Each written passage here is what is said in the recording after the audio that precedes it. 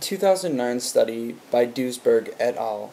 Out of the University of British Columbia, entitled Rhythms of Consciousness, Binocular Rivalry reveals large-scale oscillatory network dynamics mediating visual perception, used binocular rivalry in combination with EEG to investigate the connection between conscious visual perception and synchronized brain rhythms. Subjects pressed a button when a new image appeared.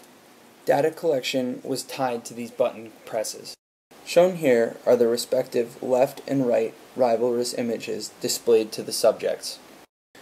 This is a schematic representation of the overall experiment.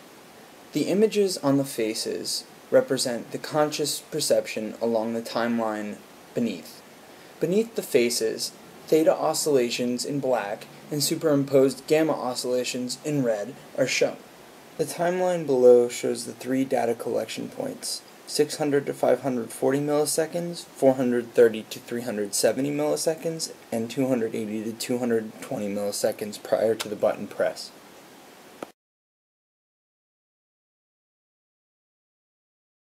Shown here is a bar graph with a superimposed gamma distribution of rivalry duration.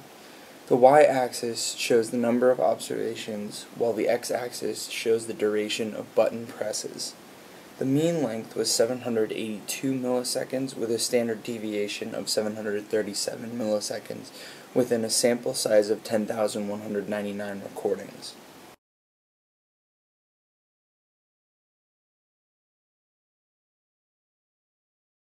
This study found periodic frontocentral gamma band synchronization with the theta cycle. Readings were taken at 540 to 600 milliseconds because they were distinct peaks relative to the baseline and they matched earlier recordings.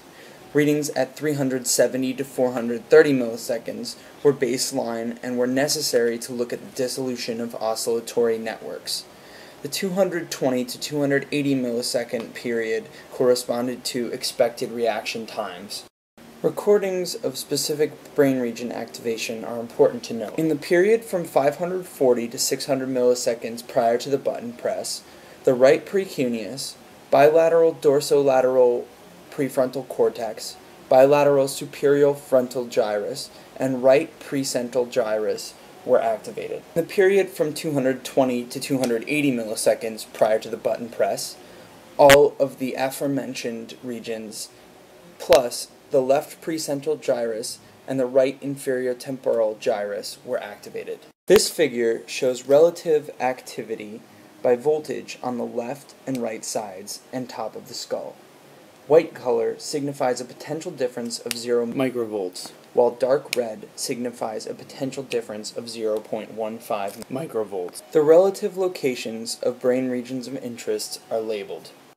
Significant gamma band synchronization was recorded between brain regions during the 540 to 600 and 220 to 280 millisecond intervals. This figure shows significant gamma activation with p-values of less than 0.05 in red and those less than 0.01 in yellow. Black lines mark significant synchronization between regions. Thin black lines denote p-values of less than 0.05, while thick black lines denote p-values of less than 0.01. During the 540 to 600 millisecond interval, significant synchronization was found between the right precentral gyrus and left superior frontal gyrus, between the right precuneus and left superior frontal gyrus, and between the right precuneus and right precentral gyrus. During the 220 to 280 millisecond interval, significant gamma synchronization was found between the right precentral gyrus and the right precuneus, right dorsolateral prefrontal cortex, right superior frontal gyrus, and inferior temporal gyrus. Also, between the right precuneus and left dorsolateral prefrontal cortex, right and left precentral gyri, right precentral gyrus and left superior frontal gyrus, right dorsolateral prefrontal cortex and left superior frontal gyrus, and right inferior temporal gyrus and left superior frontal gyrus. There was also significant theta modulation of gamma synchronization in 4 of 5 regions of the gamma network. These charts show one cycle of a 6 Hz phase theta wave and superimposed gamma oscillation in red for the left and right superior frontal gyri. Synchronization was significant for both of these regions, as evidenced by the departure of the gamma waves from the 97.5% top and 2.5% bottom confidence intervals denoted by the gray horizontal bars. Synchronization was also significant for the left dorsolateral prefrontal cortex, as well as for the precuneus. Interregional theta modulation of gamma synchronization was also reported. These synchronizations were found in at least one of 2 regions for most pairs. This table is a summary of interregional gamma modulation by theta phase and interregional theta phase relationships for each source pair. A note of yes for the first 3 columns indicates that there was significant synchronization in each region for gamma and theta oscillations. The 4th column shows the relationship in radians between the regional theta waves. So what do these results tell us about the nature of consciousness? First, they provide support that consciousness is a product of brain integration via the synchronization of neural populations in the gamma band. Looking at the brain regions studied gives further explanation for this. The prefrontal cortex is involved in consciousness because it plays a role in integration and self-awareness. The parietal cortex aids in spatial representation. The precuneus is associated with agency, episodic memory retrieval, first-person experience, and has numerous connections with the prefrontal cortex. This integration of these regions, as observed here, provides solid foundation for consciousness. We also see that the primary visual cortex is not associated with gamma synchrony during perceptual switching, and this, in conjunction with other studies, leads to the conclusion that we do not experience consciousness in V1. This study provides further support for the hypothesis that theta modulation of gamma bands defines discrete perceptual experiences. This idea can be further expanded upon by noting that gamma band activation occurred in the inferotemporal gyrus and left precentral gyrus only during the 220 to 280 millisecond interval.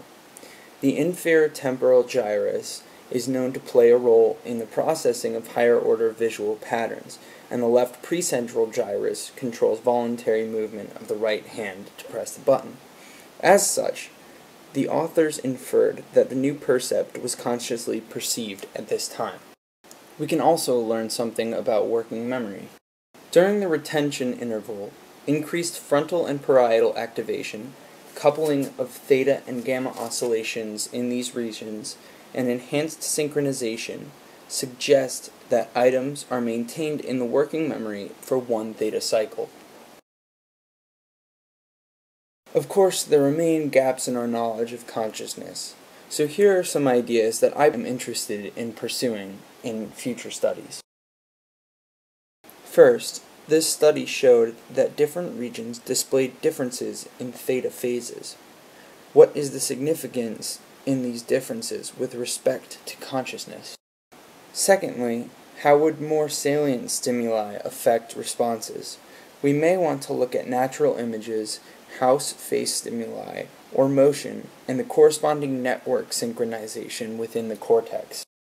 We may also want to use EEG techniques to look at what in synchronization causes dominance or predominance of an image. We may also consider performing rivalry experiments with different types of images that lead to both eye and percept rivalry. These readings may be used to determine networks of these different rivalry types. Finally, given the information gained from this experiment, we may be able to use transcranial magnetic stimulation, or TMS, to influence predominance and duration during rivalry.